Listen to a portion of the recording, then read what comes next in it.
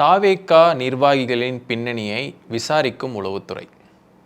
ஏன்னா உளவுத்துறைக்கு இங்கே வேறு வேலையே இல்லை அப்படின்னு அவர் நினச்சிக்கிட்டாரு. ஹாஸ்பிட்டலில் ஒரு பிரச்சனையான ஒன்றா தமிழகம் முழுக்க எல்லா மருத்துவமனைகள்லையும் காவல்துறையினரை கொண்டு வந்து குமிச்சிடணும். ஏன்னா காவல்துறை இங்கே அளவுக்கு அதிகமாக இருக்காங்க. இருக்கிற க்ரைம் ரேட்டை தடுக்கிறதுக்கே இங்கே காவல்துறை இல்லை இல்லையா? அப்படி இருக்கும்போது இருக்கக்கூடியவர்களை இன்னும் தன்னுடைய கைப்பாவையாக தன்னுடைய தேவைகளுக்காக பயன்படுத்தக்கூடிய அளவுக்கு நினச்சிக்கிட்டு இப்போ இருக்கக்கூடிய உளவுத்துறையை சென்சஸ் எடுக்கிற கணக்கை ஆரம்பித்து வச்சுருக்கிறார் முதல்வர் அவர்கள். தாராளமாக எடுக்கட்டும், யாரும் இங்கே எந்த ஒளிவு மறைவும் கிடையாது.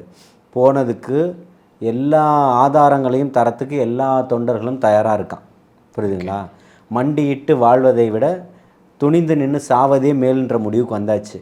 திமுக என்ற ஒரு மிகப்பெரிய ஊழல் ஆட்சியை தமிழகத்தை விட்டு அகற்றத்துக்கு மக்கள் அத்தனை பேரும் தயாராகிட்டான். தாவேகாவின்